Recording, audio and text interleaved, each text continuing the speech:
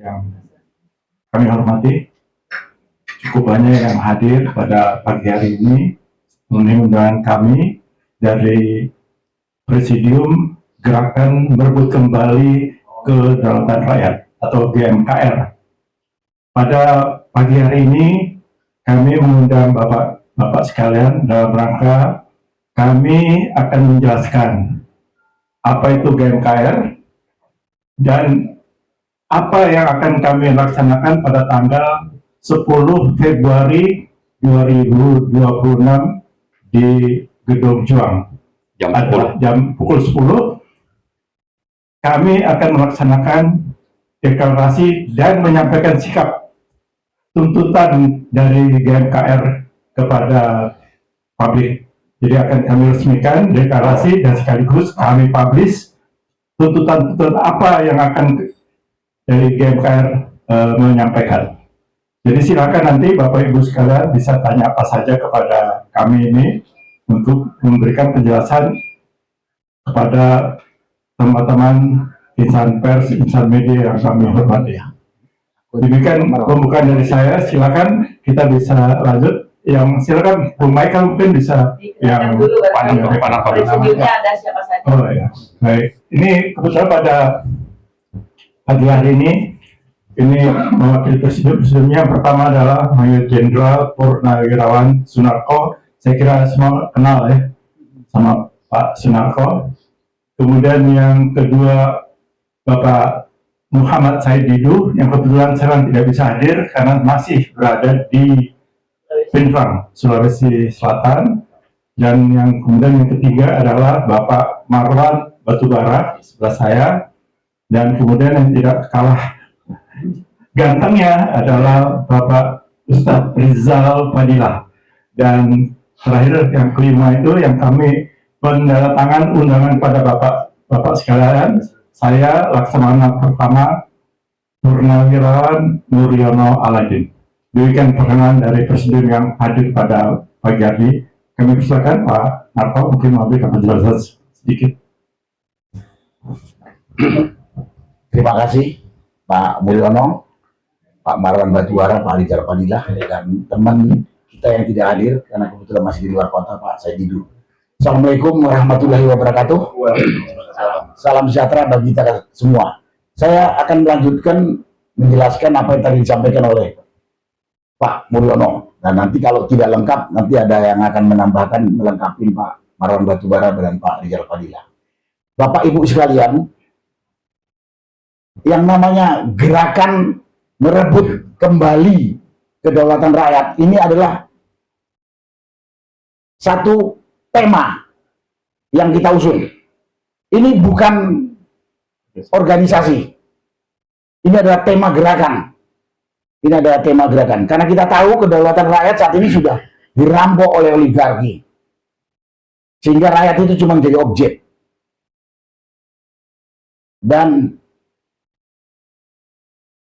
kami mengumpulkan atau kami berkumpul ini jadi kumpulan dari organisasi atau ormas yang sudah ada dan individu-individu dari warga negara yang peduli dengan kondisi kehidupan bernegara yang carut marut saat ini.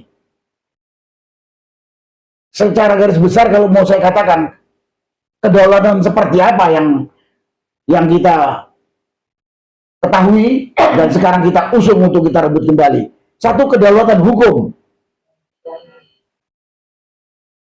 Rakyat hampir tidak pernah dilibatkan dalam setiap penyusunan rencana undang-undang. Pemerintah dan DPR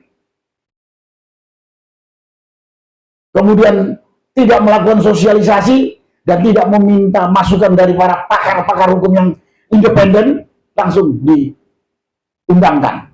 Ya contohnya paling gampang Omnibus Law. Bukan banyak undang-undang minerba, undang-undang tentang lahan dan lain sebagainya. Hukum. Ekonomi, sama. Rakyat ini cuma jadi apa ya? Jadi objek. Yang paling gampang jadi objek, jadi korban.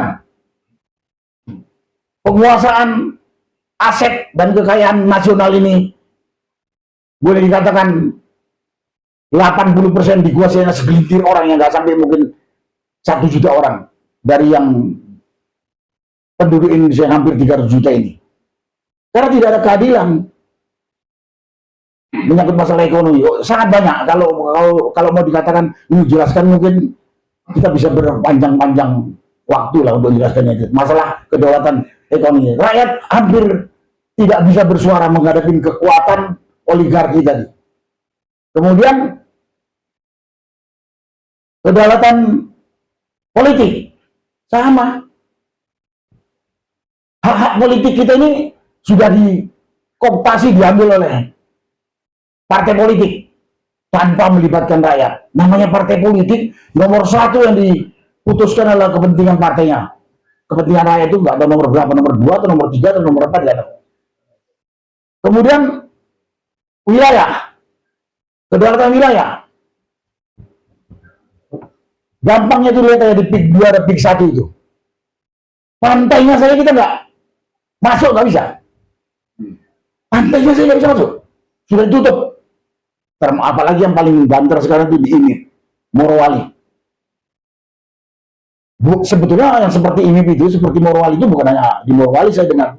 Katanya di Maluku Utara sana, di Halmahera, dan ada di Rio 2, berlaku hampir sama seperti itu.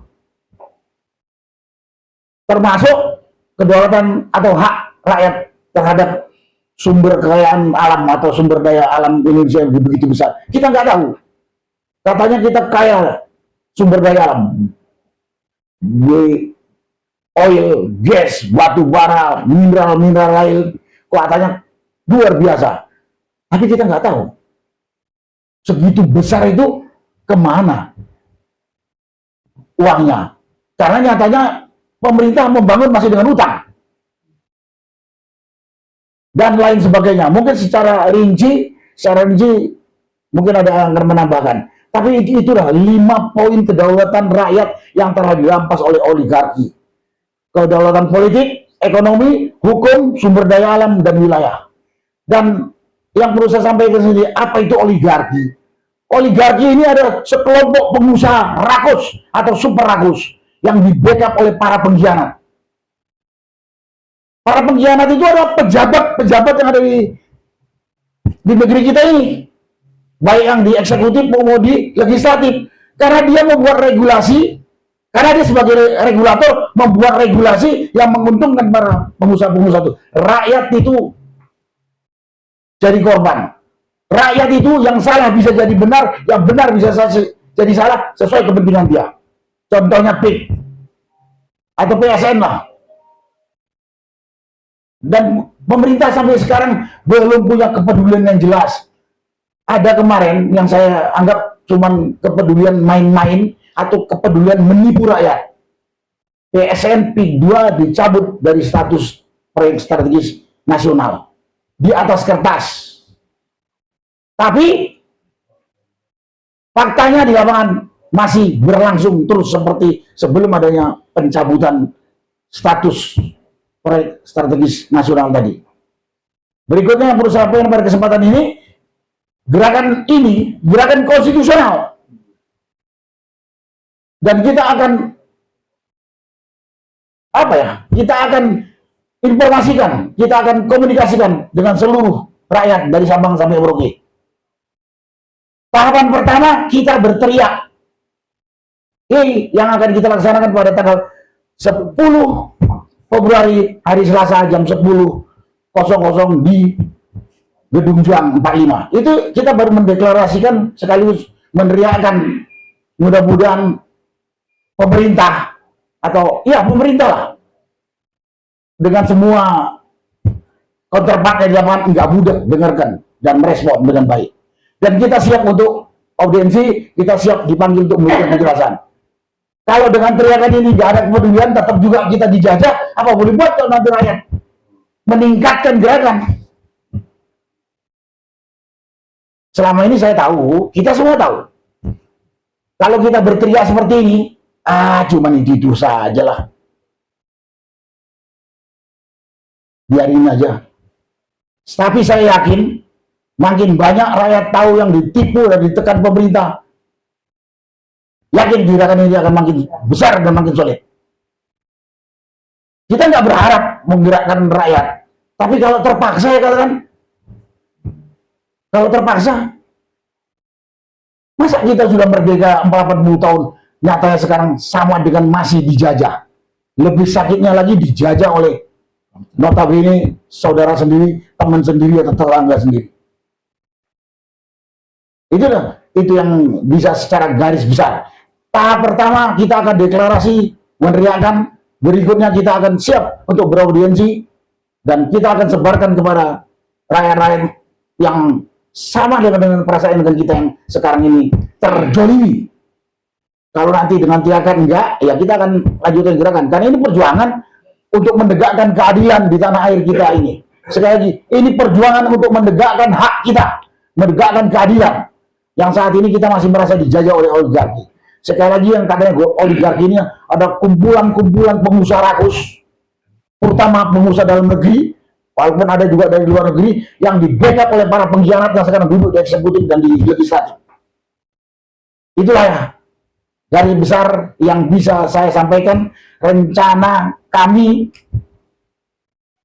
deklarasi tanggal 10 Februari, hari Selasa, jam 10.00 di Gedung Juang 45 Jakarta. Terima kasih. Wassalamualaikum warahmatullahi wabarakatuh. Waalaikumsalam Ayo Pak. Ayo. Dari hukum terakhir aja. Assalamualaikum warahmatullahi wabarakatuh. Salam. Intinya kita ingin merebut kembali kedaulatan rakyat, karena kedaulatan rakyat adalah aspek yang menjadi dasar daripada ideologi kita, kerakyatan yang dipimpin oleh hikmat kebijaksanaan dalam permusyawaratan perwakilan. Jadi kerakyatan. Kemudian di dalam Undang-Undang Dasar 1945 juga ditegaskan bahwa kedaulatan berada di tangan rakyat yang dilaksanakan menurut Undang-Undang Dasar. Berarti asas konstitusi kita jelas berbasis kerakyatan. Namun di dalam prakteknya tidak seperti landasan ideologi maupun konstitusi itu. Yang disebut tadi bukan rakyat yang berdaulat, tapi sekelompok kecil yang disebut dengan oligarki. Oligarki itu oligoi archain, kekuasaan di tangan oligoi. Oligoi itu sekelompok. Jadi rakyat yang banyak dikuasai oleh sekelompok orang saja, segelintir orang saja. Oleh karena itu kita melakukan upaya merebut kembali kedaulatan rakyat yang sudah tercuri atau dirampok oleh segelintir orang tersebut. Basisnya, paradigmanya adalah basis atau paradigma memerdekakan diri dari penjajahan, memerdekakan bangsa dari penjajahan. Jadi oligarki itu penjajah, dan penjajah itu yang harus kita lawan. Karena kalau tidak, tentu kita tidak menjadi masyarakat yang merdeka. Jadi gerakan ini sama dengan gerakan kemerdekaan melawan penjajahan. Oleh karena itu, kita mengajak rakyat, masyarakat, bangsa negara kita ini untuk bersama-sama. Karena dulu juga kita memerdekakan negeri ini bersama-sama. Oleh karena itu, sekarang kita ajak secara bersama-sama rakyat untuk merebut kembali kedaulatan dirinya. Inilah menjadi prinsip perjuangan dari gerakan merebut kembali kedaulatan rakyat atau GMKR tersebut. Selanjutnya, tentu saja gerak kedaulatan rakyat itu mewujud tadi disampaikan oleh Pak Narko pada kedaulatan ekonomi, kedaulatan politik, termasuk kedaulatan hukum. Kalau hukum, tentu perbaikannya pada aspek penegakan hukum. Bahwa negara ini negara hukum, jadi harus konsisten dalam penegakan hukum. Dan itu menyangkut tentang bagaimana sistem, mekanisme, dan perilaku dari penegak hukum. Saya kira ini menjadi primer dan sekaligus kelak menjadi tuntutan kita juga tentang reformasi penegak hukum yang kemudian disebut dengan reformasi kepolisian. Saya kira ini tuntutan rakyat. Ini kalau mau membangun kita kedaulatan rakyat, dimulai dari bagaimana memperbaiki aspek penegakan hukum dan penegak hukumnya. Oleh karena itu, kita tahu dalam sistem ini ada unsur-unsur komando, itu kepemimpinan, bahwa pemimpin itu yang menentukan. Nah, kaitan dengan rusaknya penegakan hukum ini diawali dengan rusaknya pemimpin dari penegak hukum, gitu. Oleh karena itu, maka menjadi misi juga perjuangan GMKR adalah melakukan reformasi polisi dan dorongan untuk segera melakukan penggantian dari Kapolri, karena mulainya dari situ. Busuknya ikan itu dari kepala. Oleh karena itu kita benahi dulu kepalanya supaya tidak menciptakan kebusukan di dalam proses penegakan hukum atau pencemaran hukum di negeri ini.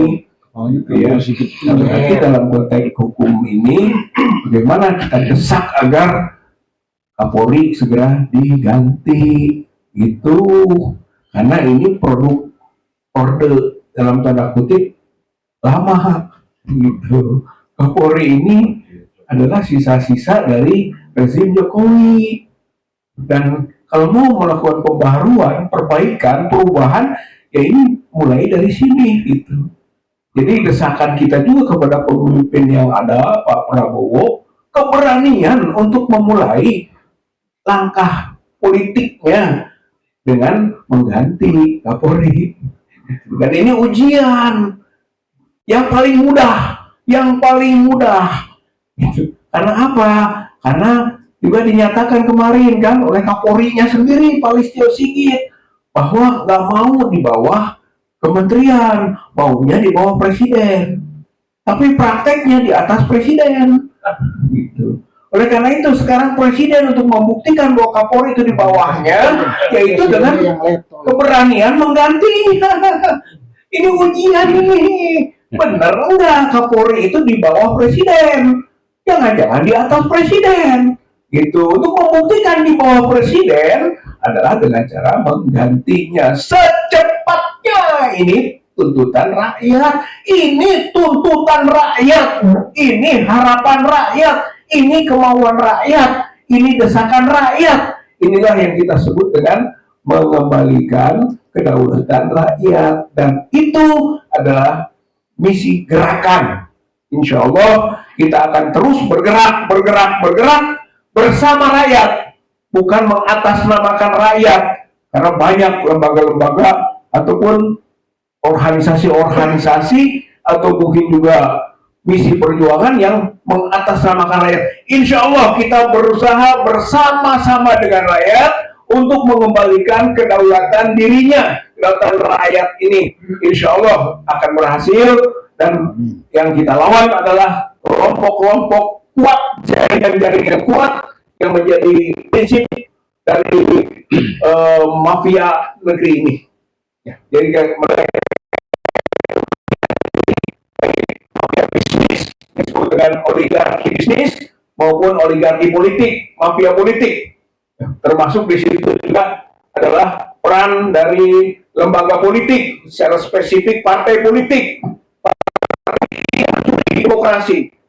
Dia adalah lembaga demokrasi, tapi dalam prakteknya sekarang ini dia menjadi pencuri dari demokrasi. Dan itu menjadi bagian dari upaya kita untuk memperbaikinya.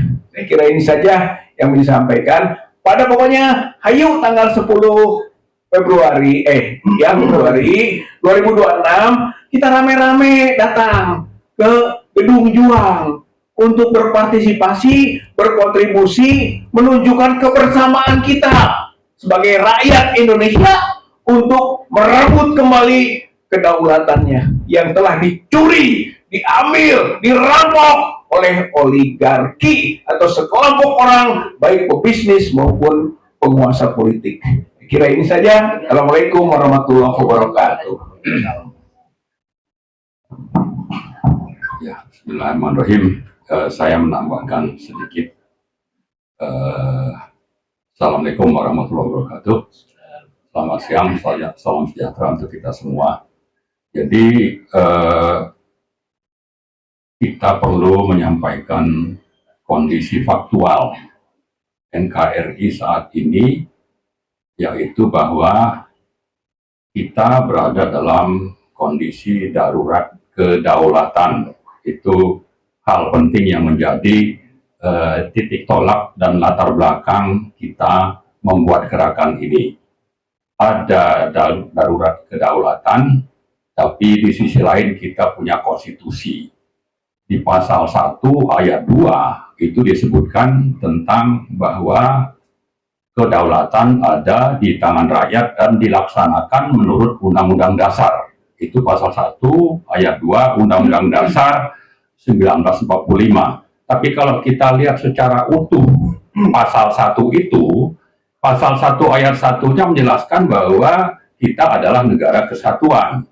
Pasal 2-nya tadi bahwa kedaulatan ada di tangan rakyat, dijalankan menurut Undang-Undang Dasar.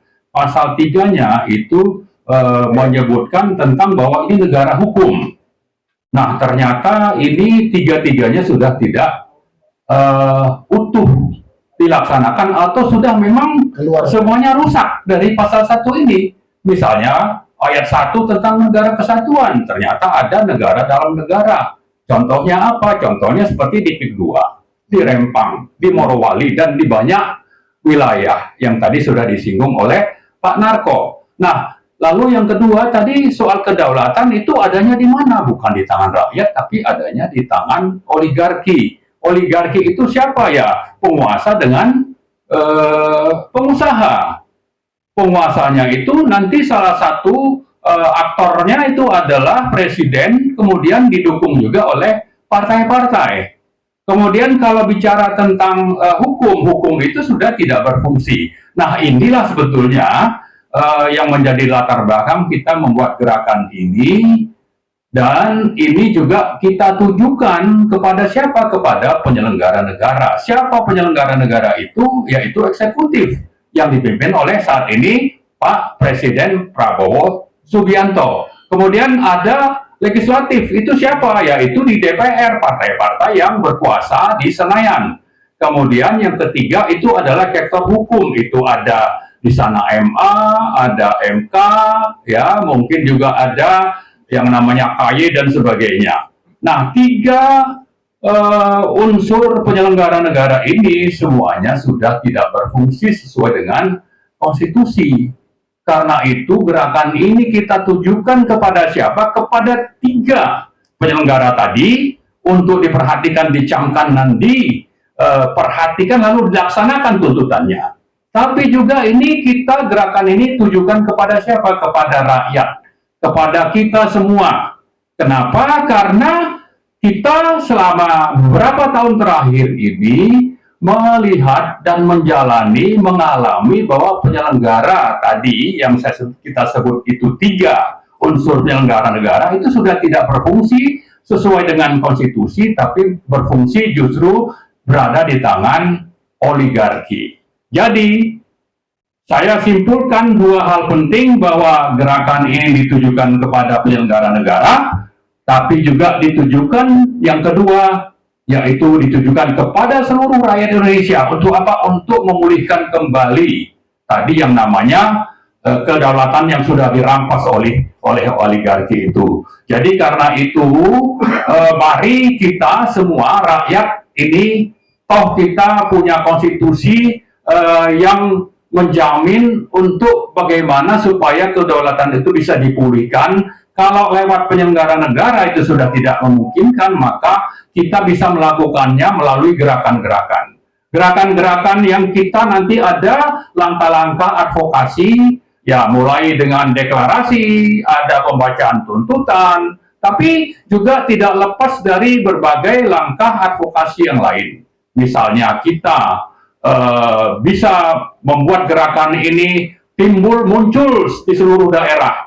Lalu kita juga bisa mendatangi apakah itu presiden atau kementerian-kementerian yang relevan. Untuk apa? Untuk tadi memulihkan kedaulatan itu. Jadi semuanya ini adalah berpulang kepada kita bahwa kelihatannya kalau berharap kepada penyelenggara itu sudah tidak ada harapan atau sudah hopeless istilahnya ya, sudah hopeless ini ya, kalau sudah hopeless ya sudah, mari kita yang menjadi pemegang kedaulatan ini melakukan langkah-langkah yang memang perlu dilakukan supaya kedaulatan itu bisa dipulihkan. Nah, itulah sebabnya tadi sudah disampaikan kita membuat gerakan GMKR ini dimulai dengan adanya deklarasi, kemudian nanti pada saat deklarasi itu akan ada pembacaan tuntutan yang sangat prioritas untuk siapa? Untuk tadi terutama dua utama penyelenggara negara,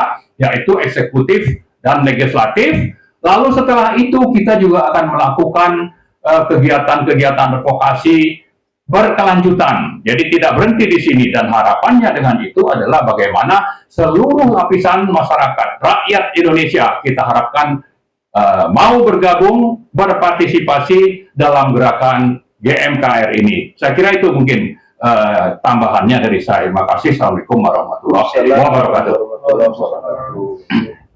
Baik, Bapak-Bapak sekalian, insan media pers yang kami hormati dan kami banggakan, tadi sudah dijelaskan oleh Presidium GMKR tentang siapa itu GMKR, apa itu GMKR, dan apa kegiatannya akan dilaksanakan pada tanggal 10 Februari 2026.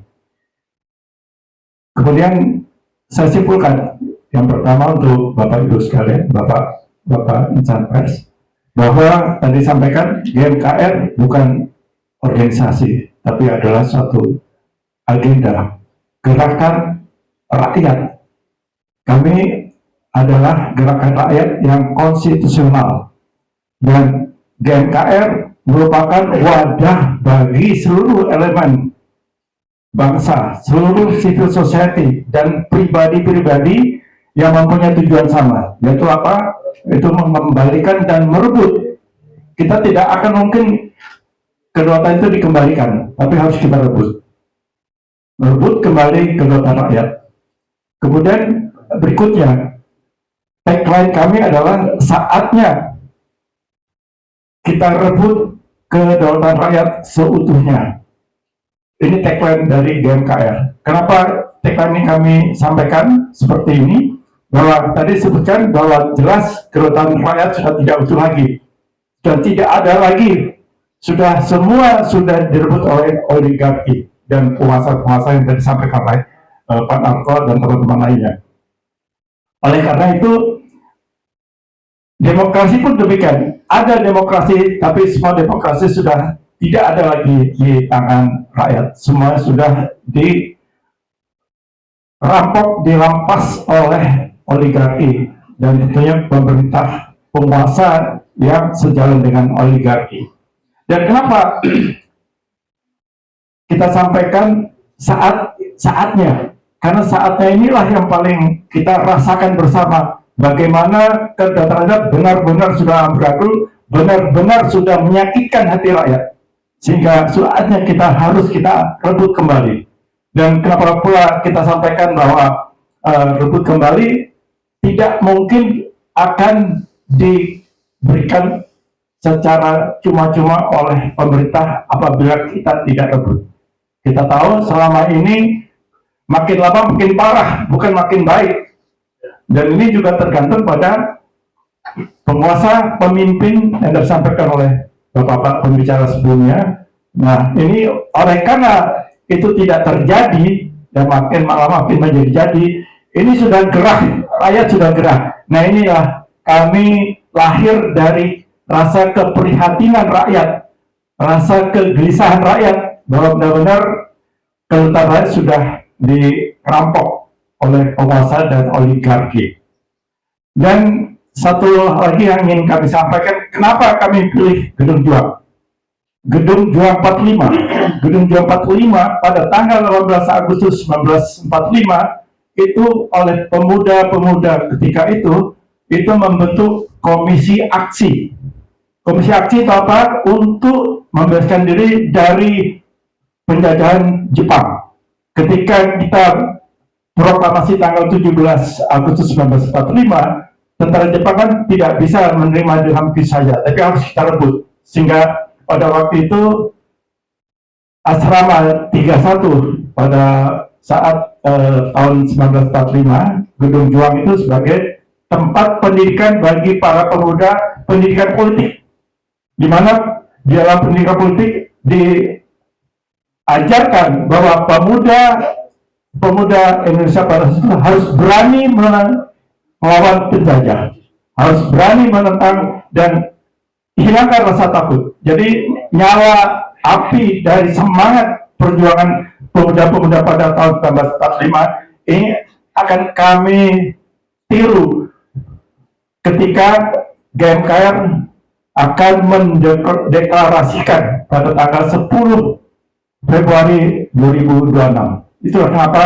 kami memilih di Gedung Juang, karena nilai sejarah, nilai nyala api perjuangan, nilai rasa keberanian itu akan kami munculkan kembali pada saat deklarasi. Dan mudah-mudahan seluruh rakyat sebangsa dan setanah air ini betul-betul bisa mendukung gerakan dari GMKR ini. GMKR adalah gerakan rakyat semesta. GMKR adalah milik rakyat dan GMKR bersama rakyat. Demikian Bapak Ibu sekalian. Dari insan pers, silakan kalau ada yang mau bertanya, kami persilakan. GMKR! GMKR! Yes! Ya, ada yang meledak. Pak, boleh di-spill nggak Pak? Tuntutannya kira-kira apa ya? Nanti. Berarti belum bisa disebutkan ya Pak ya? Maksudnya ini kan banyak yang nanya nih. Nanti tanggal 10. Nah, jadi kita mengundang untuk hadir tanggal 10. Baik. Pertanyaan berikutnya Pak, ada tadi yang nanya, kalau di antara GMKR ini ada yang masuk angin, dikasih makan siang sama Pak Prabowo, bagaimana Pak? Tinggalkan saja, kita maju terus. Yang mau mundur, mau belok atau mau berbalik, silakan. Ini kita mengajak rakyat yang sadar akan kelanjutan negara kita yang tercipta ini. Jangan sampai hancur. Yang notabene juga anak cucu kita yang akan hancur. Jadi yang mau berbaliklah, silakan saja. Terima kasih Pak. Assalamualaikum Pak, terima kasih. Saya ingin bertanya Pak. Kebetulan nama saya Saiful Azhar. Kebetulan saya selama ini berjuang melalui bersama teman-teman di media TikTok. Dan bapak-bapak ini merupakan inspirator kami, inspirasi dari gerakan. Jadi gerakan-gerakan yang selama ini Bapak menjadi inspirasi, itu juga kami melakukan gerakan-gerakan di media sosial.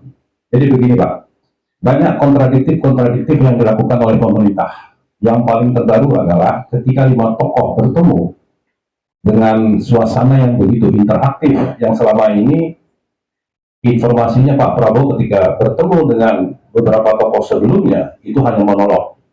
Sehingga pertemuan itu begitu hidup, begitu aspiratif. Tetapi ada pernyataan daripada salah satu kader yang boleh dikatakan beliau adalah orang terdekatnya presiden. Itu sangat berbeda, bahkan menurut saya tendensius terhadap 5 tokoh itu. Nah, apakah ini menurut Bapak gerakan GMKR ini berawal dari persoalan-persoalan yang tidak konsistennya pemerintah hari ini, terutama Presiden Prabowo, yang dulu kita kenal juga pemerintahan sebelumnya, sen kiri belok kanan. Artinya apa yang diucapkan di podium dengan langkah-langkah yang konkret, itu tidak sesuai kenyataan.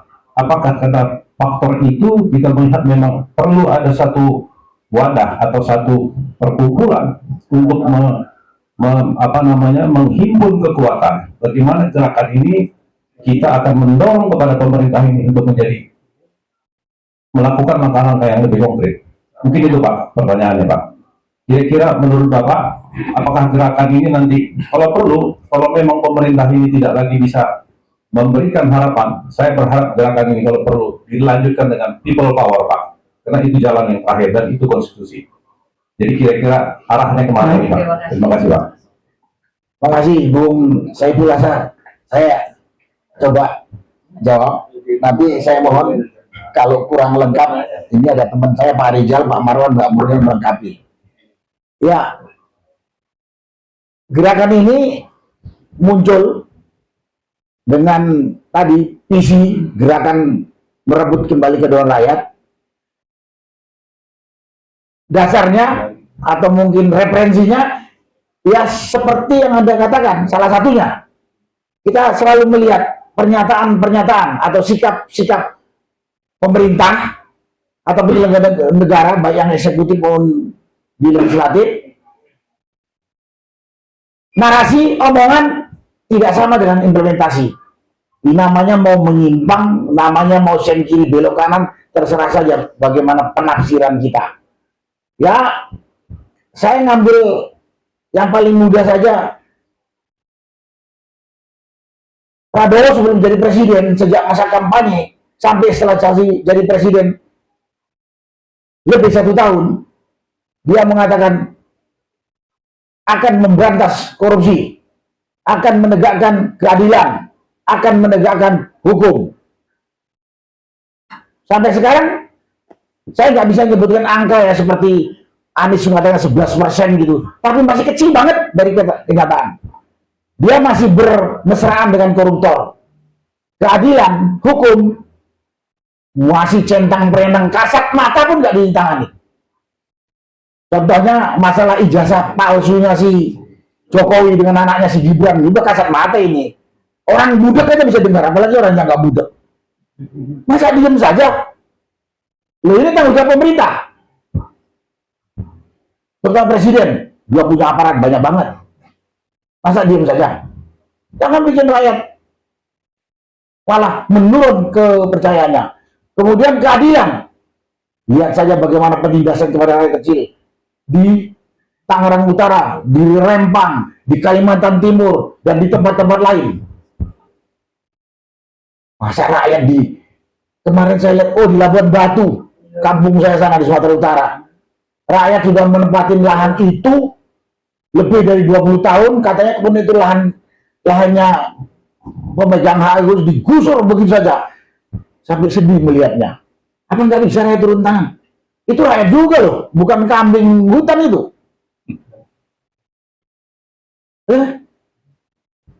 Dan lain-lain, banyak sekali kalau dihimpun. Dan jadi berdasarkan apa yang telah dilakukan oleh pemerintah, dasar gerakan pilihan ini, dan realita di lapangan yang saya katakan tadi.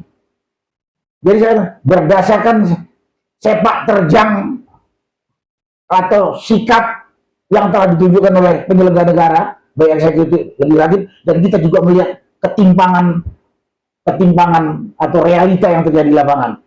Dan suara yang kami dengar dari rakyat, bahwa rakyat ini sudah jadi objek doang. Gitu. Makanya kemudian, padahal di negara demokrasi, kedaulatan negara ini ada di tangan rakyat. Harusnya eksekutif, legislatif bekerja untuk kepentingan rakyat, karena dia digaji oleh kita. Bu, nggak boleh menyimpang. Nah, tadi kalau istilahnya ini, istilahnya Pak Mulyono katanya dicuri, dirampok kita punya hak. Ya kalimat lainnya dikhianati kita ini oleh para penyelenggara negara ini. Bukan apa-apa, kita menderita. Dan kalau dibiarkan, kalau dibiarkan kita takut hancur lebur negeri kita ini. Kalau sudah seperti itu, anak cucu kita yang berantakan.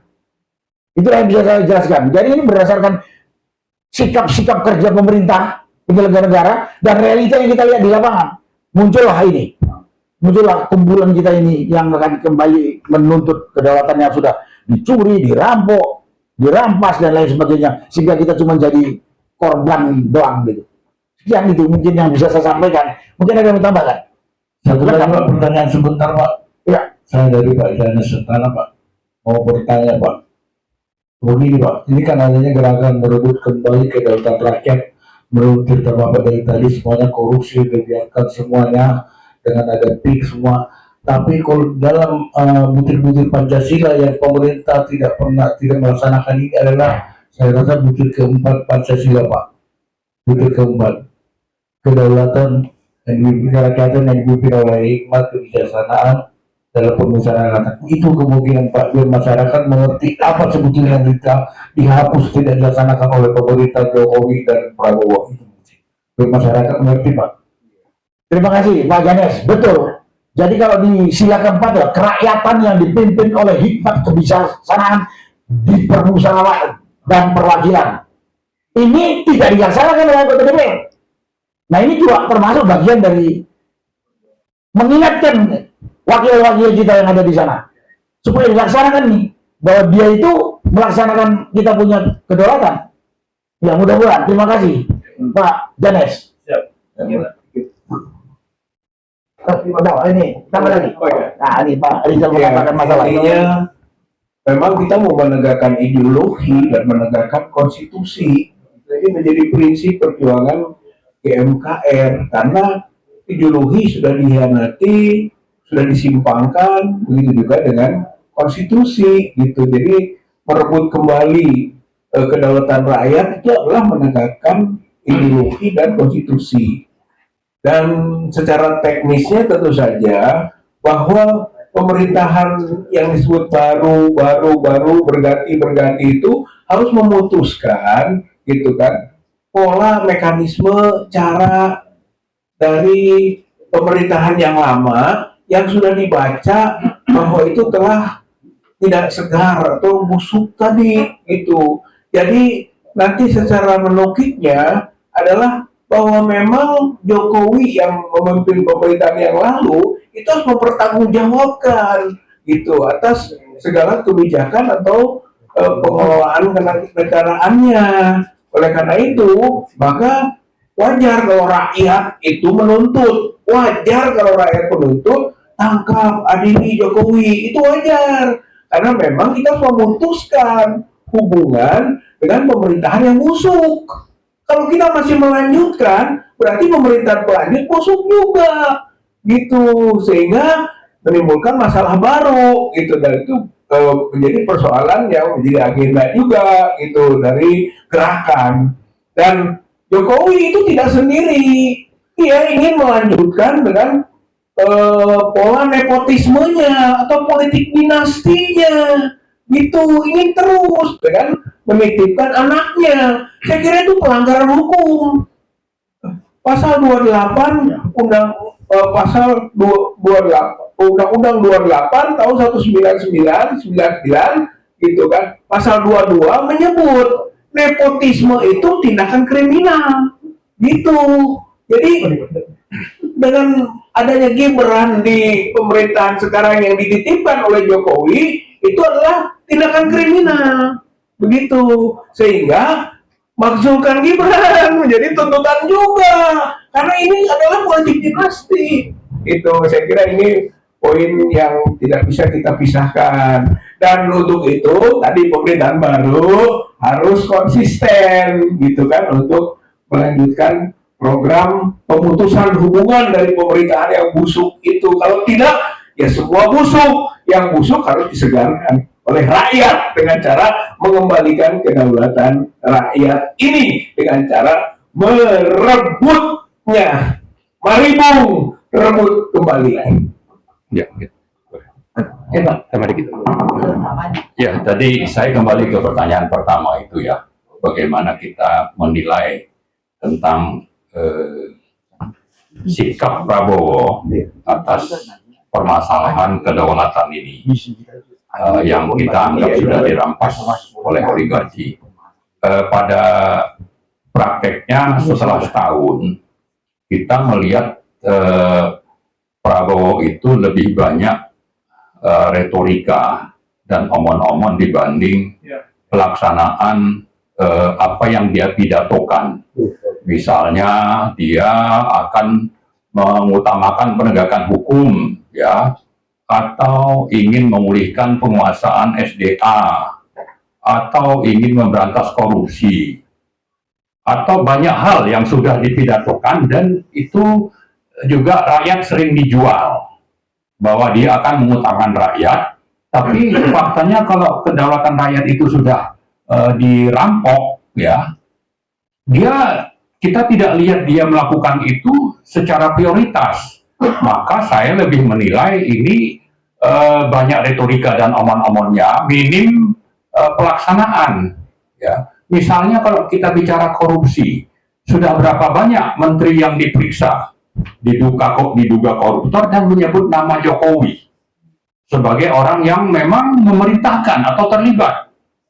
Atau juga kasus Wush, kereta cepat Jakarta-Bandung, itu kan sudah ditemukan bahwa Jokowi itu sangat berperan dan negara itu dirugikan lebih dari 70 triliun kerugian negara, ya. Tapi dia akan tanggung jawab katanya, pakai uang negara. Tapi terduga koruptornya itu dia tidak apa-apakan begitu. Nah, jadi karena itu saya kira sudah waktunya kita menyuarakan ini, terlepas bahwa memang faktanya tadi yang namanya DPR atau cabang lain dari kekuasaan itu tidak melakukan apa-apa. Justru banyak juga polisi itu melindungi para oligarki misalnya yang terjadi di PIK 2. Nah, itulah fakta yang menunjukkan bagaimana pemerintahan sekarang ini pantas untuk kita gugat atau kita tuntut. Anda jangan sekedar omon-omon retorika, tapi jalankan apa yang Anda pidatokan. Kalau memang benar-benar pro rakyat, ya, buktikan bahwa kedaulatan rakyat itu dipulihkan. Kalau memang benar-benar mau berantas korupsi, tangkap itu koruptornya. Siapa misalnya salah satunya yang diduga koruptor itu adalah Jokowi dari berbagai kasus pengusutan terhadap korupsi di berbagai kementerian yang nama Jokowi itu sudah disebut oleh sang menteri misalnya. Nah, inilah saya kira kita memang sudah memahami situasi penyelenggara negara dan kuatnya oligarki dan parcok, ya, yang bisa juga terbukti kalau memang pro penegakan hukum. Maka tim reformasi yang dibentuk Prabowo bulan November itu harus diutamakan. Tapi kalau membiarkan Kapolri membentuk tim transformasi, lalu hasilnya justru ini yang diterima oleh pemerintah dan DPR, dan yang bersuara sangat nyata itu adalah Ketua Komisi 3 yang berasal dari Gerindra, maka tidak salah kalau tadi saya sebutkan ini hanya retorika dan omon-omon. Itu sebabnya kita minta Anda jangan lanjutkan, ya, sikap omon-omon dan retorika itu. Tapi Pak Prabowo, mari konsisten dengan antara ucapan dengan perbuatan. Karena rakyat itu sudah paham apa yang terjadi dan apa yang Anda laksanakan.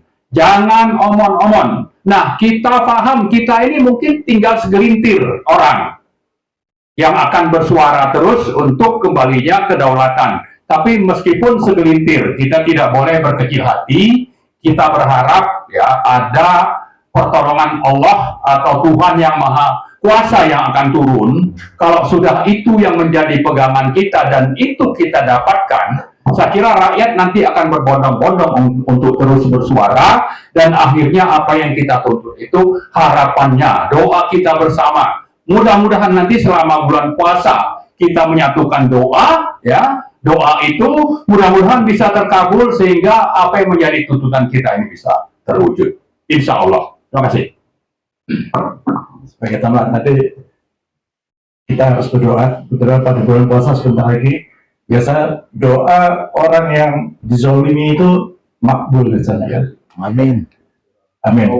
Tadi Bapak-Bapak sekalian berbicara sebelumnya katakan bahwa segala sesuatu kerusakan ini adalah kejahatan kekuasaan di bawah kendali oligarki.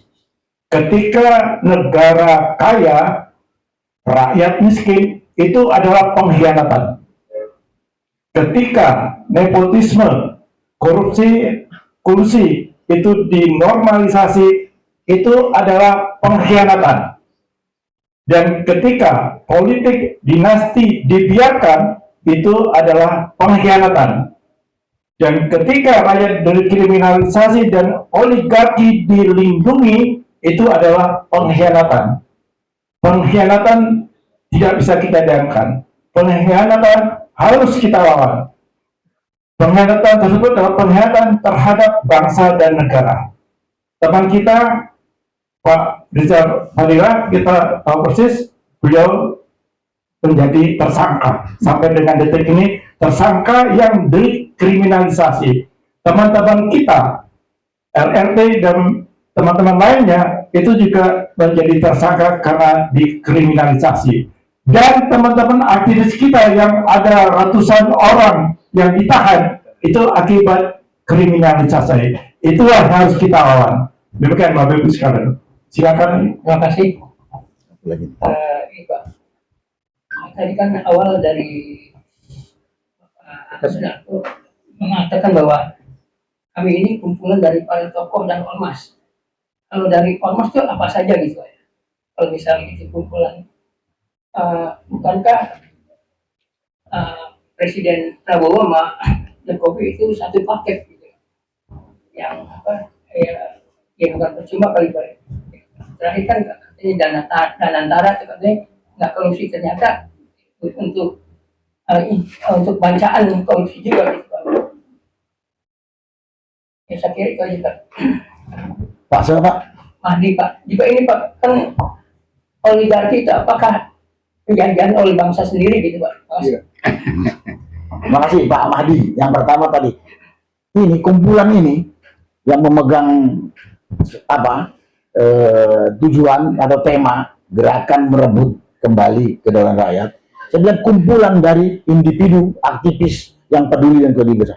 Aktivis itu ada yang dari ormas, ada yang aktivis bebas seperti saya gitu maksudnya. Jadi kita nggak membawa nama ormas ini. Tapi orang-orang yang ada di dalam ormas kalau yang sama kebetulan, ya ayo masuk. Mau dibawa ormasnya boleh, enggak juga orangnya saja boleh. Tapi kita ini adalah kumpulan dari semua apa? Semua komponen yang peduli dengan kondisi yang sudah kacau balau. Kemudian masalah ini tadi apa? Satu paket. Ada aturannya yang bicara yang tahu Pak Rizal Fadila yang tahu. Tapi saya tahu dalam memakzulkan presiden wakil presiden tidak harus satu paket. Bisa presiden sendiri ada undang-undangnya, bisa wakil presiden sendiri ada undang-undangnya. Ya kalau kesalahannya, kekonyolannya ke Gibran, kenapa harus ikut Prabowo? Ya kan? Kalau dua-dua lain lagi gitu. Nah, saya sampaikan pada kita sampai saat ini masih punya harapan walaupun kecil kepada Prabowo. Ya. Dan kita akan dukung Prabowo kalau kita punya apa yang kita sampaikan ini bersama rakyat ini dikerjakan oleh Prabowo. Kita akan backup. Kan Prabowo sering mengatakan, saya diancam, saya ditakut-takuti. Kita ini siap jadi benteng Bapak Presiden. Tapi kalau nanti saya katakan tadi, kalau ini tidak disampaikan, Prabowo masih jalan sendiri sama minyak perutnya, ini bisa membesar dari mulai gerakan konstitusional yang bersifat persuasif, bisa jadi bersifat masif, represif. Ya mungkin seperti tahun berapa?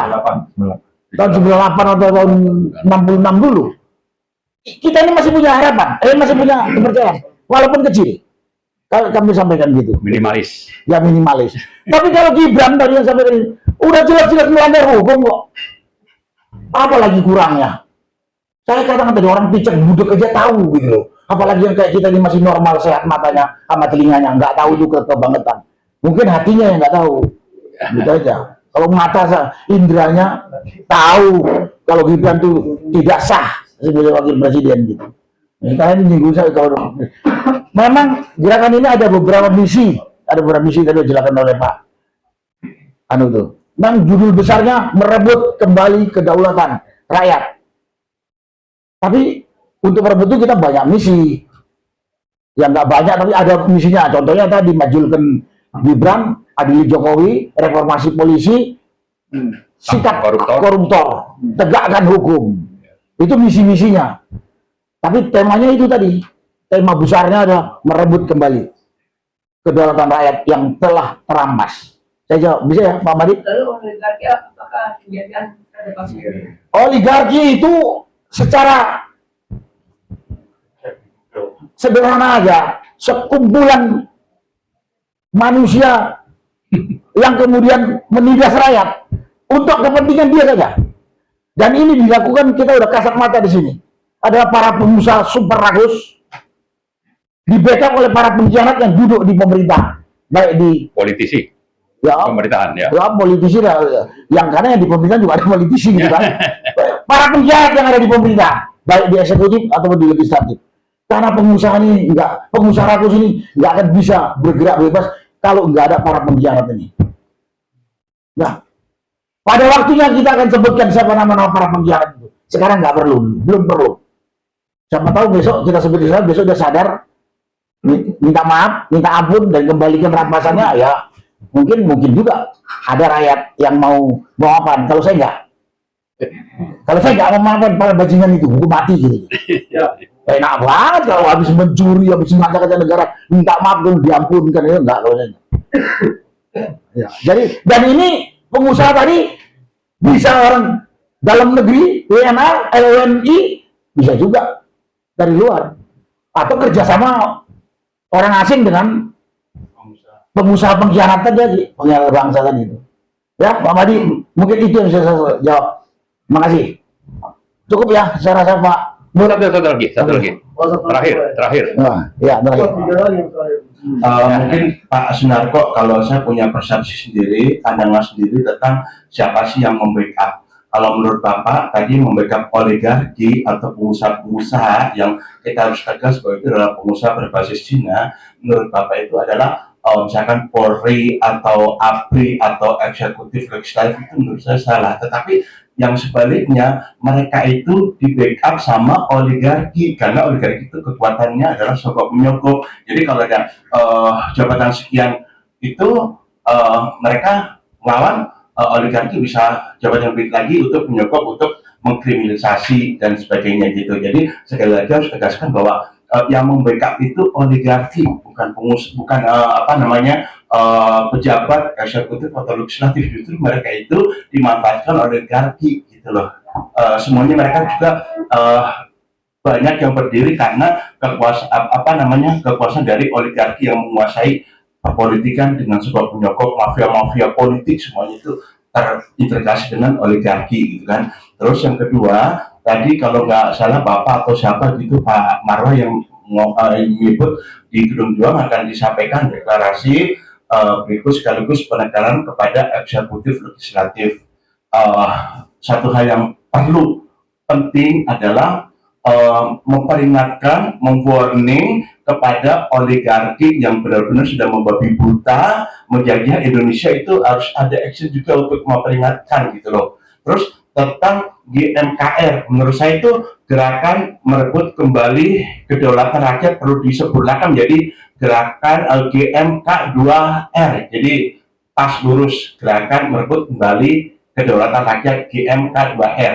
Terus harus ada action yang konkret. Kalau cuma kita katakan kan mereka udah anggap itu hal sepele lah, biarin lah orang itu aja cuma segitu, segelintir orang lah, walaupun dia orang jabat teknik benar-benar cuma segitu doang. Tadi Bapak bilang gitu, benar. Makanya harus ada gerakan terkonsentrasi. Satu, pertama mungkin kita bisa fokus untuk menggertak PIK 2. PIK 2 kita harus di bumi hanguskan, selamatkan semuanya orangnya, kita benar-benar tutuplah itu PIK 2, kita akan menjadi cerminan, menjadi perlawanan kita semuanya yang bisa berkembang kepada Rempang, yang di Maluku, yang di Morowali dan sebagainya. Tapi kalau nggak ada gerakan terfokus satu aja, ya gitu-gitu aja akan merebet kemana-mana isunya. Saya rasa itu aja.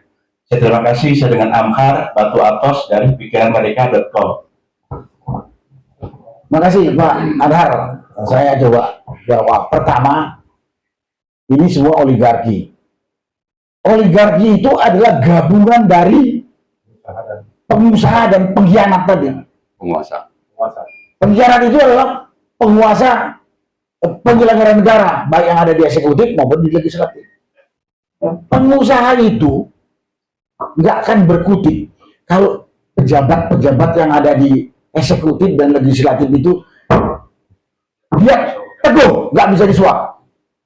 Dia pegang teguh norma moral yang ada. Makanya saya katakan ini pengkhianat. Dia diangkat oleh rakyat, tapi mengkhianati rakyat. Kemudian pejabat-pejabat tadi, nggak mungkin dia bisa bergerak bebas kalau nggak diberi bantu dukungan finansial dari para pengusaha rakus tadi itu. Makanya saya katakan, terserah. Mau dibilang. Tapi yang saya katakan, yang harus dibasmi tadi, ya tadi itu, pengusaha rakus, ditambah para pengkhianat. Pengkhianat ini adalah pejabat yang ada di eksekutif dan di legislatif. Contohnya, undang-undang Omnibus Law itu bisa diundangkan, yang membuat itu kan antara eksekutif, legislatif kan, betul kan? Tapi orderan dari ini pengusaha. Siapa yang salah? Dua-duanya. Kenapa pejabat ini mau diorder sama pengusaha? Ya kan? Nah, terus si ini otaknya kan yang penting untung, orang lain buntung terserah kata si pengusaha. Nah, itu masalah. Siapa yang oligarki itu tadi itu gabungan dari oligarki, gabungan dari pengusaha dengan, dia tegas pengusaha rakus dengan pejabat. Orang kan bilang oligarki itu siapa yang itu? Pengusaha rakus. Karena pengusaha rakus ini bukan hanya turunan Cina saja, pribumi juga ada.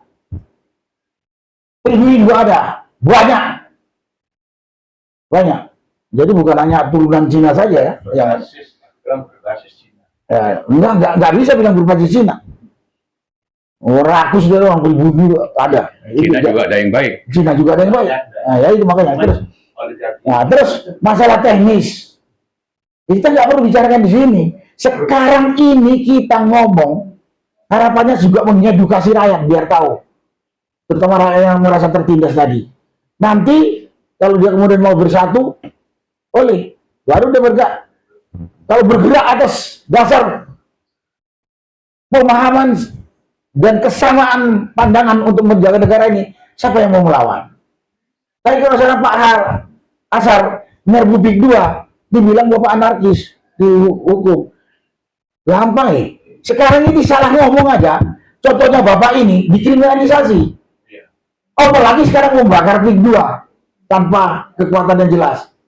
Sampai nanti dibakar sama anjing-anjing dia. Nah ini bicara teknis. Nanti. Terus sampai konsentrasi ke sana. RD dia lebih banyak ada kumpulan sampean. Nggak saya sebut saya Pak RD-nya kan. Saya Pak Marwan ini pernah ngadepin itu di lapangan. RD Big 2 itu. Ya, udah pernah. Bukan nggak pernah. Nah, jadi itu nanti. Sekarang kita mengedukasi biar rakyat. Kalau rakyat semua bergerak, siapa yang mau melawan? Itu aja. Sekarang belum. Kalau saya sendiri yang mau Pak Asar ke sana, dicincang kita sama RD dia. Nah itu. Ya, terima kasih Pak Asar. Boleh 2 pertanyaan dari saya Pak ya? Banyak lagi. Sebagai penutup, pendek aja. Yang pertama, biar di jam 1-1 aja Pak ya, kasih Pak Sunarko. Apakah pembentukan GMKR ini adalah follow up dari pertemuan 5 tokoh dengan Pak Prabowo di rumahnya? Ya kemarin. Pertama, nggak ada kaitannya. Sebelum ada dipanggil itu, kita sudah yang merasa terpanggil ini ngomong bilang apa saja, ya. Nah itu ya nggak ada kaitannya dengan itu. Itu dipanggil, ya sudah terbentuk kelompok, nggak memberitahu kita kok. Tahu-tahu dipanggil individu nggak kesana gitu. Kita nggak diberitahu. Yang pasti bukan menjadi corong pemerintah Pak ya, itu maksudnya. Apa itu? GMKR ini bukan jadi corong pemerintah kira-kira gitu. Kita nih corong rakyat. Ya, itu dia. Kalau pemerintahnya jalan-jalan rakyat, ya kita boleh dikatakan. Kita nih corong rakyat. Ya. Pertanyaan kedua penutup Pak, yang paling mantap. Kan tadi meminta reformasi Polri dengan mengganti Kapolri dengan yang baru. Seperti kita tahu kan selama ini yang menyarankan nama-nama calon Kapolri baru, ya Kapolri yang lama Pak, bersama Kompolnas. Apa yang harus dilakukan rakyat mengenai itu Pak? sebetulnya rakyat itu pertama teriak reformasi Polri. Karena Polri sudah keluar dari frame tugas fungsi dia.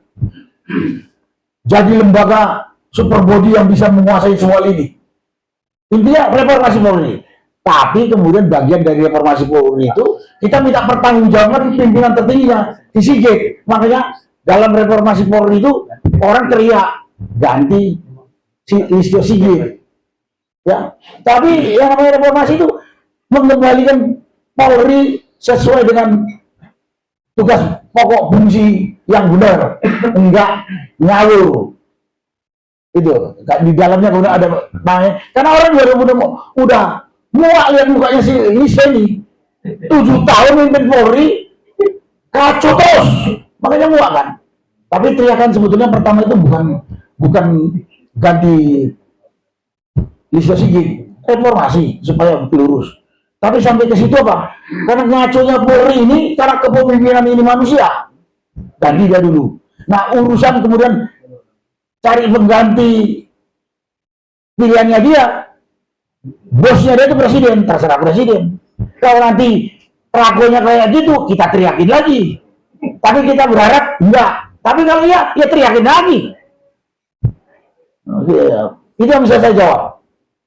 Mungkin bisa Ini ada Pak Marwan nambahin, silakan. Ya, saya kira soal 5 tokoh bicara aspirasi, tuntutan dengan GMKR, saya kira itu sama, ya. Bahwa Pak Said Didu itu adalah juga inisiator dan menjadi anggota presidium GMKR, ya. Yang mungkin berbeda adalah bicara soal tuntutan itu dari kita-kita yang ada di GMKR, terutama inisiator, itu bisa saja berbeda. Mana yang prioritas. Tapi kalau digabungkan semua, katakanlah ada 10 atau 5 tuntutan. Kita semua, termasuk Pak Said, itu sama tuntutannya. Tapi kalau bicara mana yang prioritas, nah mungkin itu berbeda. Itu yang pertama. Yang kedua, kita meyakini bahwa Pak Said ini kan sudah bersuara sekitar lebih dari 2 tahun, ya. Dan beliaulah yang pertama kali mengangkat isu kejahatan Aguan dan Antoni Salim di PIK 2, merampok tanah negara dan tanah rakyat. Jadi tidak diragukan komitmennya. Ya, jadi beliau juga bukan, kita menganggap sejauh ini beliau itu bukanlah bagian dari corong pemerintah, tapi corong rakyat seperti yang disebutkan oleh Pak Sunarko tadi. Nah, yang juga penting untuk kita sampaikan adalah bahwa kita dalam melaksanakan apa yang menjadi agenda atau misi, visi misi dari GMKR ini, itu sebetulnya benang merahnya tidak akan jauh dari apa yang selama ini sudah disuarakan oleh siapa? Oleh misalnya petisi 100 itu bulan Juli 2023, lalu ada FPPTNI bulan April 2025. Ini semuanya, dan ada yang lain-lain, termasuk juga ada misalnya forum suara rakyat. Ya, ada di sana Pak Eros Jarot, Pak Said Didu, Abraham Samad. Artinya ini sebetulnya benang merahnya adalah sama dalam rangka untuk tegaknya kembali ke kedaulatan rakyat. Nah, sebelum GMKR dibentuk sebetulnya kita pernah bikin acara di Hotel Sofyan Tebet. Nah, dari situlah lalu kita ide atau pemikiran muncul setelah acara di Tebet itu. Kita melakukan beberapa diskusi intensif, terutama di rumah Pak Mur ini. Setelah 2 kali diskusi intensif, maka tanggal 27 Januari yang lalu kita bikin acara di Hotel Amaris. Nah, kelanjutannya adalah kita nanti akan deklarasi dan pembacaan tuntutan di hotel atau di Gedung Juang pada tanggal 10 Februari jam 10. Jadi saya kira ini jangan sampai nanti ada upaya kita ini seolah-olah pertama ini corong pemerintah, tidak. Yang kedua bahwa kita terpecah belah, tidak. Ya, tidak seperti yang terjadi misalnya pada kasus ijazah Jokowi. Dan saya kira juga jangan lupa ya bahwa itu tidak akan muncul sendiri. Saya yakin teman kita yang dua yang membelot itu bisa saja memang ditekan. Ya kan, kita bisa memaklumi itu, tapi kita tidak mau seperti itu. Intinya begitulah di GMKR ini, kita akan tetap solid. Kalau ada yang merasa bahwa ini sudah tidak perlu atau tidak mau bergabung, itu kita persilakan. Tapi arus utama yang ada di bawah kendali presidium, dan juga kita berharap nanti semakin luas dukungan rakyat dan tokoh dan juga para aktivis ini akan terus bersuara untuk pulihnya kedaulatan rakyat. Saya kira itu. Makasih. Pak bisa mau komentar dikit soal dua orang itu, Pak? Yang tadi dulu ya sedikit bahwa pada prinsipnya ini kan gumpalan ya, seperti gumpalan bola salju. Bukan berarti ini baru, gitu yang penting. Gumpalan sudah banyak, terus makin besar. Nah kita mencoba di momentum yang sekarang ini, mudah-mudahan gerakan merebut kembali kedaulatan rakyat bisa menjadi gumpalan besar sekali, bola salju yang besar, yang bisa akhirnya melumpas tadi dengan pengkhianatan, oligarki itu adalah harapan, dan insya Allah kita akan menyiapkan agenda untuk itu. Ini deklarasi itu bukan final, awal. Maka disebut oleh awal dari peningkatan atau akumulasi gumpalan tersebut, gitu ya. Itu berkaitan dengan tadi, gitu. Nah kemudian juga pemenahan di kepolisian tadi, gitu ya. Saya kira itu adalah juga misi atau tuntutan kita, gitu, karena disitulah rusaknya negeri ini kan, gitu. Kita mulai dari sana, yang diawali tadi dengan bagaimana agar Prabowo lah sekarang yang secara realita sebagai pemimpin negeri atau sebagai presiden itu punya otoritas dan bisa membuktikan kewenangan yang dimilikinya, jangan menjadi boneka ataupun objek penderita, gitu. Justru kita ingin jadi subjek. Nah, ujiannya udah rakyat ini sudah sangat, tadi bahasanya muak loh, bahasa Pak Narko. Tapi hakikatnya sebenarnya masyarakat sudah menuntut segera ganti, gitu kan, Kapolri, dan ganti dengan bukan opsi-opsi tadi yang diajukan oleh Kapolri sendiri, yang memang menjadi kepentingannya Prabowo, gitu. Jadi full power. Kalau memang mau tetap kepolisian di bawah presiden, full power dong. Bukan orang yang menjadi kelanjutan dari yang lama. Saya kira ini poin itu ya. Nah yang soal dua itu ya, itu dinamika, gitu ya. Dinamika dari suatu proses perjuangan, gitu kan. Ada yang kuat, ada yang lemah, ada yang menyerah, ada yang sampai titik darah penghabisan. Jadi jangan hanya Listio Sigit saja yang bisa menyatakan sampai titik darah penghabisan. Kita akan berjuang juga bersama ini sampai titik darah penghabisan. Bahkan sudah sampai tidak ada titiknya lagi. Jadi selesai berjuangnya sampai jadi petani ya Pak. Tapi kita duga petani pun petani oligarki itu. Gak mungkin jadi petani yang berbecek-becek di sawah. Gak mungkin. Dia akan menjadi petani oligarki. Jadi kapitalis baru di kalangan petani. Jadi sebenarnya belum merupakan satu penyelesaian itu. Berarti itu kode ya Pak? Kode oligarki. Kode oligarki. Jadi itu sebenarnya itu bagian oligarki. Karena oligarki itu Pak, ada oligarki lokal, ada oligarki interlokal, ada oligarki nasional, ada oligarki internasional, ada oligarki interrasial. Sama oligarki ini, pokoknya semua oligarki itu penjajah. Karena kita azasnya bukan oligarki, demokrasi. Jadi oligarki itu adalah musuhnya demokrasi, musuhnya rakyat. Rakyat harus melawan dan menghancurkan oligarki. Saya kira itu mau levelnya apapun.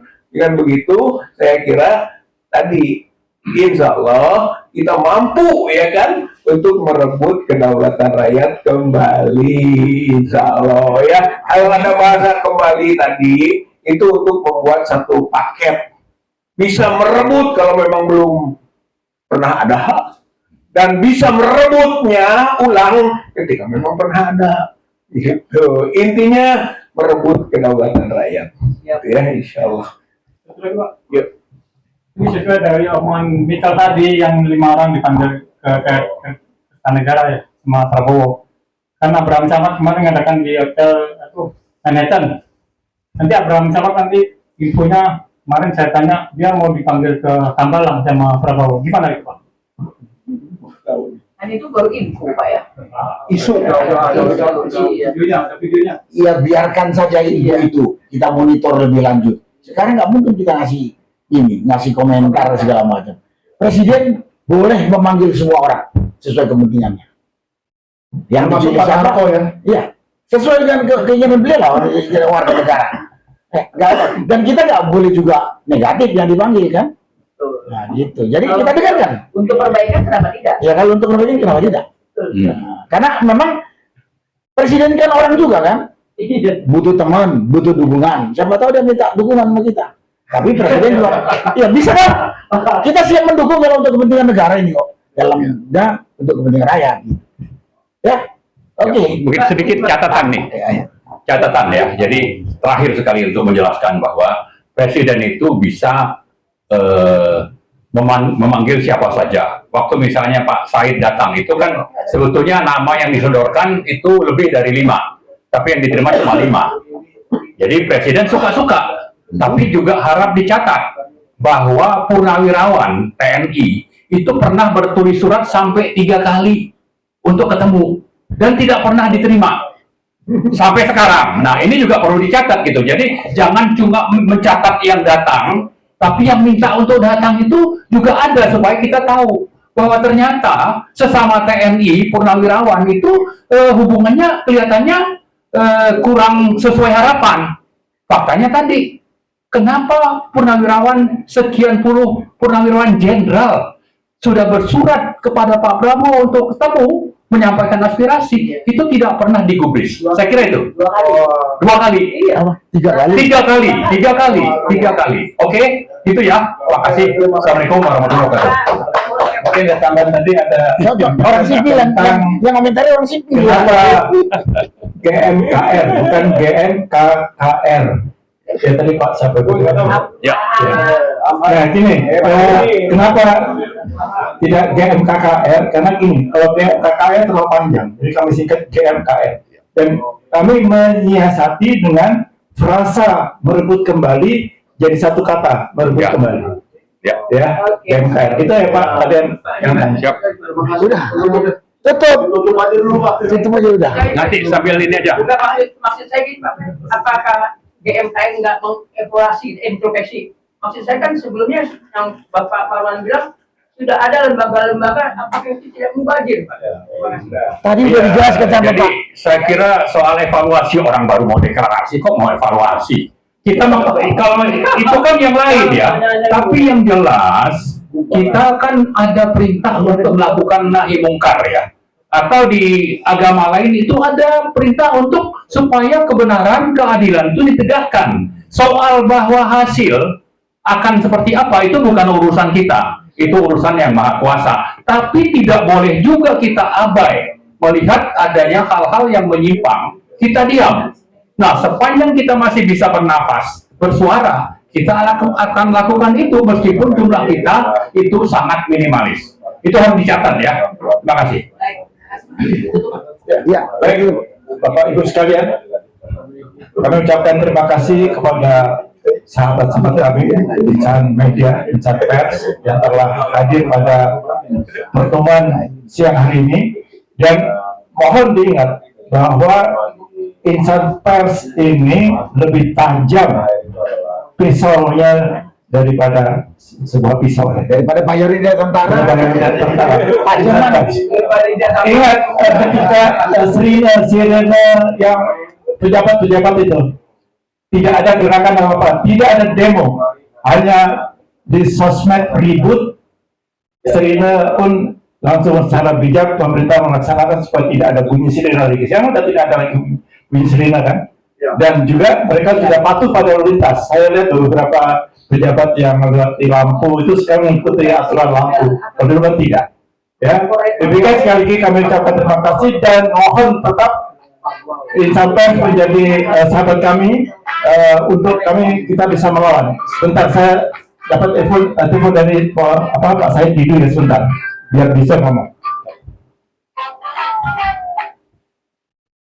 Halo Pak. Halo Pak. Waalaikumsalam. Pak, ini teman-teman Insider masih ada di sini Pak. Ini kami barusan pers conference. Mohon Bapak bisa juga bisa bicara Pak. Ini kami rekam ya Pak. Enggak. Silakan Pak. Terima kasih teman-teman semua. Mohon maaf saya lagi di luar kota. Kita tahu bahwa setelah kita pelajari sebenarnya bahwa bangsa ini betul-betul dirusak secara bertahap dan sistematis oleh oligarki. Jadi kita harus sadari dan mereka betul-betul mengambil kedaulatan dari berbagai sektor. Saya baru sadari bahwa amandemen Undang-Undang Dasar 45 yang 24 kali terjadi itu adalah kerjaan oligarki. Nah, jadi dia betul-betul merambah semuanya. Jadi inilah kombinasi yang sangat lengkap antara politisi yang membuat undang-undang, pejabat yang disogok untuk mendapatkan aturan, kemudian aparat hukum yang juga disogok dari oligarki, dan rakyat tersingkir menjadi penonton di luar. Padahal rakyatlah memiliki kedaulatan. Sehingga apapun kita harus berhenti sekarang, bukan berhenti, mengubah perjuangan, bukan lagi mendukung si A, mendukung si B, tapi kita adalah mendukung siapapun yang ingin mengembalikan kedaulatan ke negara dan rakyat.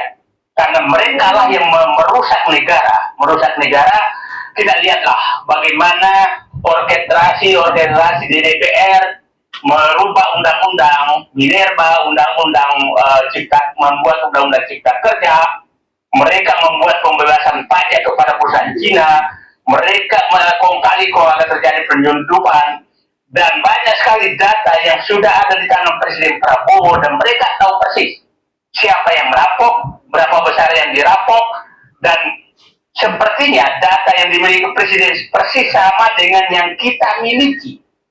Yang saya miliki, yang kita miliki, orang-orang perampok negara kita persis namanya juga sama. Baik aparat negara maupun pejabat politik dan aparat penegak hukum. Nah, sehingga menurut saya, mari kita bersatu semua. Tidak ada jalan menyelamatkan Indonesia kecuali merebut kembali kedaulatan rakyat dan negara dari politisi busuk. Saya ulangi, politisi busuk, partai politik yang mempermainkan suara rakyat, kemudian aparat yang gampang, pejabat yang menjual beli kedaulatan, tokoh agama yang menjual beli kedaulatan, aparat hukum yang digunakan oleh oligarki untuk melindungi mereka dan membuluskan agenda mereka merampok negara. Dan itulah saya pikir tidak ada jalan lain. Lupakan semua cara yang dipikirkan orang bahwa negara masih bisa diselamatkan lewat DPR. Tidak, mereka adalah kaki tangan oligarki. Jangan berharap bahwa akan diselesaikan lewat lembaga-lembaga negara penegak hukum. Mereka adalah kaki tangan oligarki. Nah, kita harus bersatu. Nah, sering orang menyatakan bahwa apa ini gerakan ini, seakan-akan kita mulai sekarang dipecah belah. Mulai dipecah belah, seakan-akan bahwa gerakan ini adalah gerakan untuk mendirikan ormas, bukan mendirikan ormas. Semua ormas yang ada itu berjuang dengan karakter masing-masing, tapi kami minta bersatu dulu untuk berjuang merebut kembali kedaulatan. Mudah-mudahan nanti masyarakat dan tokoh yang ada di Morowali, Sulawesi Tenggara itu bersatu untuk merebut kembali tambang-tambang mereka.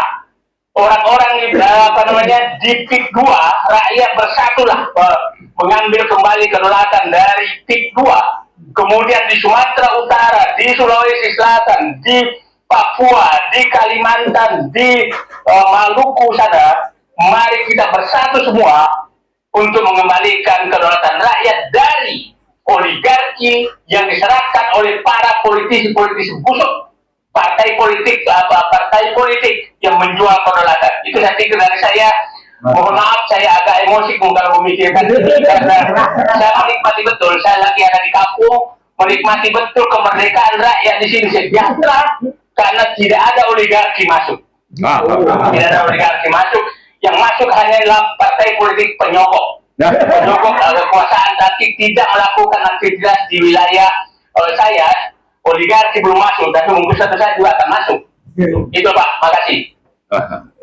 Baik Pak, saya dulu terima kasih Pak. Sudah didengar oleh rekan-rekan pers, insan media, dan ini menjadi catatan dan memperkuat apa yang telah kami sampaikan tadi 4 orang dari presidium, termasuk sekali Pak Sedidu. Jadi 5 presidium lengkap sudah memberikan pernyataan, memberikan informasi kepada Bapak-Bapak sekalian. Sama kan? Terima kasih. Jadi jangan ragu-ragu dengan Pak Sedidu, sama apa yang disampaikan Pak Sedidu sama dengan Ada nggak samanya? Ada nggak samanya? Dia bilangnya politik busuk, gua bilangnya pengkhianat. Gitu. Baik, sekali lagi terima kasih Bapak sekalian, Bapak Ibu sekalian, dan gimana Pak? Cukup sudah. Oke. Ya, makasih Pak Sedidu. Terima kasih. Ya, baik, silakan Pak Kus. Yes! Yes! Terima kasih. Wassalamualaikum warahmatullahi wabarakatuh. Silakan makan siang.